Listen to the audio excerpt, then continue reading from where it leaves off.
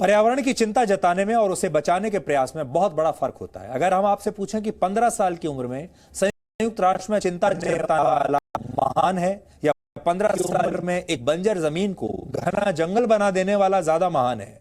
जो टीवी पर दिन भर छाया रहता है वो बड़ा कार्य करता है, वो ज्यादा बड़ा पर्यावरण कार्य करता है, तो किसे चुनेंगे आप? यकीनन जिसके प्रयास ने एक बंजर जमीन को जंगल में बदल दिया उसे चुनेंगे। आपके सामने अब दो तस्वीरें हैं, इनमें एक को आप बहुत अच्छी तरह से पहचान गए होंगे। यह स्वीडन की पर्यावरणविद ग्रेटा थनबर्ग है और दूसरी तस्वीर है असम के जादव पायेंग की। आप में से बहुत कम लोग इनके बारे में जानते होंगे और ग्रेटा थनबर्ग को तो सब लोग जानते हैं क्योंकि वो टीवी पर आती हैं और भारत जैसे देशों के खिलाफ षड्यंत्र भी रचती हैं। उनके पास बड़ी बड़ी पीआर एजेंसियां हैं जो उनका विज्ञापन करती हैं। इन्हें बड़े बड़े पुरस्कार मिल चुके हैं। आपको जानकर आश्चर्य हुआ कि जादव पायेंग को फॉरेस्ट मैन ऑफ इंडिया कहा जाता है। ये दोनों लोग पर्यावरण को लेकर एक व्यक्ति की सोच के उदाहरण है। ग्रेटा थनबर्ग पर्यावरण की चिंता का प्रतीक है और जादव पर्यावरण सुधार के प्रयास का प्रतीक है। आज हम आपसे कहना चाहते हैं कि भारत के फॉरेस्ट मैन ही दुनिया के 100% असली पर्यावरण रक्षक हैं। आज हमने आपके लिए असम के मोलाई फॉरेस्ट से, उस जंगल से एक ग्राउंड रिपोर्ट तैयार की है।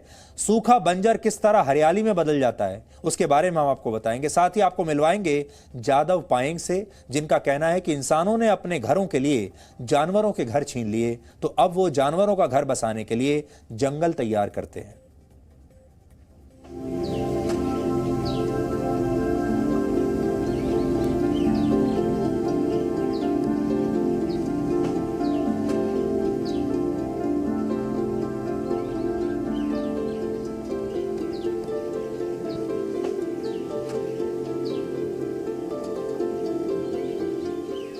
दूर तक ब्रह्मपुत्र नदी का किनारा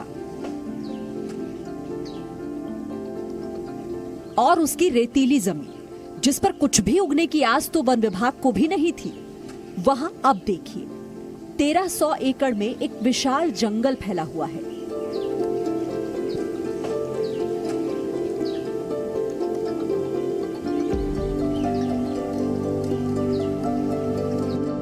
जोरहाट से हम एक नदी को पार कर यहां पहुंचे एक छोटे से टापू पर जिसका नाम है अरुणा सपोरी, और यहां से करीब 3 से 4 किलोमीटर पैदल चलने के बाद हम पहुंचेंगे मोलाई फॉरेस्ट तक, वो जंगल जो पिछले 40 साल के प्रयास के बाद जादव पायेंग ने खड़ा किया है। आश्चर्यजनक है, लेकिन ये जंगल एक इंसान ने अपने अकेले के दम पर तैयार किया है। वो है जादव पायेंग। जादव पायेंग पिछले 42 सालों से लगातार इस इलाके में पेड़ लगा रहे हैं। उनको देखकर ही लगता है नामुमकिन कुछ भी नहीं। 15 साल के जादव पायेंग ने एक दिन देखा कि उनके घर से कुछ दूरी पर कई सांप मरे हुए हैं। सवाल पूछा कि इनकी मौत कैसे हुई। जवाब मिला, ब्रह्मपुत्र के पानी में आई बाढ़ और तेज बारिश की वजह से सारे पेड़ पौधे नष्ट हो गए और इन सांपों के पास अपने आप को बचाने के लिए कोई ठिकाना नहीं रहा। इस बात ने जादव पायेंग को अंदर तक झकझोर कर रख दिया। उन्होंने फैसला किया कि अगर इंसानों के रहने के लिए जंगल काटे जा सकते हैं तो पशु पक्षियों के रहने के लिए जंगल बसाया क्यों नहीं जा सकता। 1979 में जोरहाट के नजदीक एक छोटे से टापू अरुणा सपोरी में जादव पायेंग ने तय किया कि वो पेड़ लगाएंगे। इसके लिए उन्होंने वन विभाग से बात की। वन विभाग ने कहा यह जमीन बंजर है, यहां कोई पेड़ पौधा नहीं उगेगा। जोरहाट के कोकिलामुख गांव में रहने वाले जादव के पैरों में चप्पल तक नहीं है। बदन पर एक सूती बनियान और लुंगी है। एक साधारण शख्स लेकिन असाधारण शख्सियत है। पर्यावरण सुधार को लेकर विचार आना और फिर उसके लिए कुछ कर गुजरने का उदाहरण है जादव पायेंग। देवरी कम्युनिटी है, ट्राइबल लोग है, वो लोग को सासा सासी के साथ गया था। वो लोग बोला है विश्व से सब उष्णा घास रोपो। जब बांस रोपेगा विश्व से उष्णा घास, बेम्बो रोपने से भी सांस होगा, सांस होने से भी सांप नहीं मिलेगा। तो पेड़ रोप के जाओ, बेम्बो भी वो लोग 50 बेम्बो का 25 बेम्बो सांप मरने वाला जमीन पर में बेड़ा दे के उसका मिट्टी का कलसी फुटा करके 5 दिन के अंतर पानी दे के बेम्बो भी जल्दी जल्दी, और जो बीज आया था अरुणाचल चाइना से वो भी जल्दी जल्दी फल। पेड़ रोपते रोपते 30 ईयर्स में बड़ा जंगल हुआ, घना जंगल हो गया। जाधव कहते हैं कि उनका ये काम अभी पूरा नहीं हुआ है।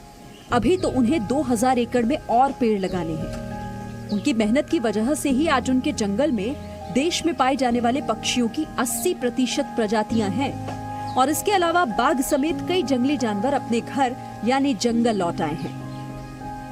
तो यहाँ आप कौन कौन से जानवर रहने आ गए? ये तो रॉयल बंगाल टाइगर है, राइनो है, एलिफेंट है, डियर है, शताधिक, और तो हर किस्म का यहाँ स्नेक्स है। इसके लिए सब लोग यही रहता है। और पंछी तो इंडिया का 80% बर्ड्स इधर ही मिलता है। तो यहाँ पर जब आप आते थे कभी आपको डर नहीं लगा इस जंगल में इतने जानवर हैं? नहीं, डर नहीं था। कोई जानवर ने आदमी को मारने नहीं आया था। आदमी ने जानवर को मारने गया था, पंछी को मारने गया था। लेकिन ये वो लोग का साथ सीखने वाला बहुत जरूरत है हमारा। ये जो जंगल तस्वीरों में दिखता है वो 40 साल पहले ऐसा नहीं था। ये बंजर था, बाढ़ से प्रभावित था। वन विभाग ने जाधव की मदद से इनकार कर दिया था, लेकिन जाधव की लगन और मेहनत देखकर प्रकृति ने उनकी मदद की और साल 2015 में सरकार ने उन्हें पद्मश्री से सम्मानित किया। 2015 में पद्मश्री दिया था। पद्मश्री देने से भी क्या होगा? जब धरती का ये सम्मान लेके, जब धरती बचेगा पद्मश्री रहेगा, जब धरती ही नहीं बचेगा पद्मश्री लेके मैं क्या करेगा?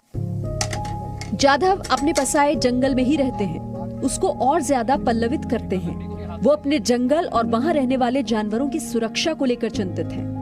पेड़ कटने नहीं देता है, जानवर को मारने नहीं देता है। इसके लिए कोई दूसरा ऐसे ही होता है वो लोग का। लेकिन आज तक तो हम मेरे को मारने नहीं आया था। आगे गुस्सा है तो आजकल नहीं है। पहले आते थे, अब नहीं आते? नहीं है। यहाँ पर पहले शिकार भी काफी होता था। हाँ, शिकार भी होता। 2012 जब तक APJ अब्दुल कलाम अवार्ड दिया था बॉम्बे, उधर ही था। 2012 में अभी 1 अगस्त में एक राइनो मरा पूछा नहीं है। पहले राइनो का शिकार काफी होता था, तो अब रुक गया? अभी रुक गया, अभी मरा नहीं है। अभी कैसे रुक गया? अभी तो आजकल सरकार जो है ना, मजली तक, जोरहाट, काजीरंगा, सब लोग एक संगे आके सब घेर कर रखा है। सोशल मीडिया पर पर्यावरण को लेकर #SaveForest लिखकर अपनी जिम्मेदारी पूरी समझ लेने वालों को जाधव पायेंग से सीख लेनी चाहिए। जाधव पायेंग जैसे लोग ही हमारी दुनिया के लिए प्रेरणा का स्रोत हैं। असम के जोरहाट से विशाल कालरा के साथ ब्यूरो रिपोर्ट, जी मीडिया।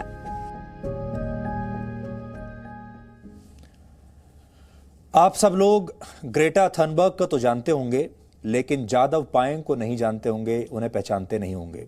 ऐसे विषयों पर और ऐसे लोगों पर ना तो चुनाव लड़े जाते हैं, ना वोट मांगे जाते हैं, और ना ही ऐसे लोगों का नाम लेकर या चेहरा देखकर कोई वोट देता है। असम में कल वोटिंग होनी है, लेकिन चुनावों से हर बार की तरह पर्यावरण का मुद्दा पूरी तरह से गायब है। इसलिए आज ये ग्राउंड रिपोर्ट हमने आपको दिखाई ताकि आप समझ जाएं कि जो असली मुद्दे हैं वो आज की राजनीति से कितने दूर होते चले जा रहे हैं, और जो असली नायक हैं वो भी आपसे कितने दूर होते चले जा रहे हैं। आपको नकली नायकों की तस्वीरें तो याद रहती हैं, उनके नाम भी याद रहते हैं, लेकिन आपके आसपास, आपके देश में, आपके गांव में, सुदूर जंगलों में जो असली नायक चुपचाप बिना टीवी पर आए, बिना अखबारों में फोटो छपवाए, बिना बड़ी बड़ी PR एजेंसियों की सेवाएं लिए जो अपना काम कर रहे हैं, उन्हें शायद आप पहचानते भी नहीं हैं। इसलिए हमारा ये कर्तव्य है कि हम आपको ऐसे ही असली नायकों से मिलवाते रहें।